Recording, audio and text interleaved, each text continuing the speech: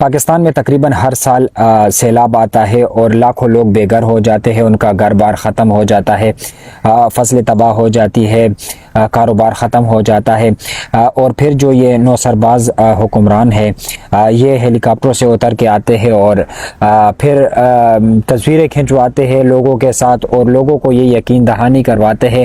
کہ ہم آپ کی مدد ضرور کریں گے، اور پھر اگلے سال پھر وہی تماشا ہوتا ہے۔ آپ لوگوں کو میں بتانا چاہتا ہوں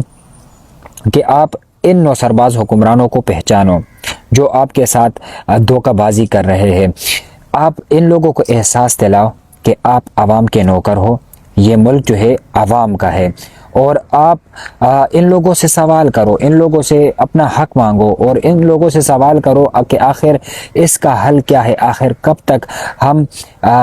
سیلاب میں ڈوبتے رہیں گے، آخر کب تک یہ سیلاب آتا رہے گا۔ اس کا حل ایک ہی ہے کہ پاکستان میں بڑے ڈیمز بنا دیے جائے۔ اگر آج ہمارے پاس اچھے ڈیمز ہوتے تو پاکستان کے یہ حالات نہ ہوتے، ہم بہت بڑی تباہی سے بچ سکتے تھے۔ لیکن افسوس ہے کہ ان حکمرانوں نے عوام کا پیسہ چوری کیا، اپنے لیے محلات بنوائے، اپنے لیے لندن میں فلیٹ خریدے، اپنے لیے جائیدادیں بنائی، لیکن عوام کے لیے کچھ نہ کر سکے۔ لیکن اس میں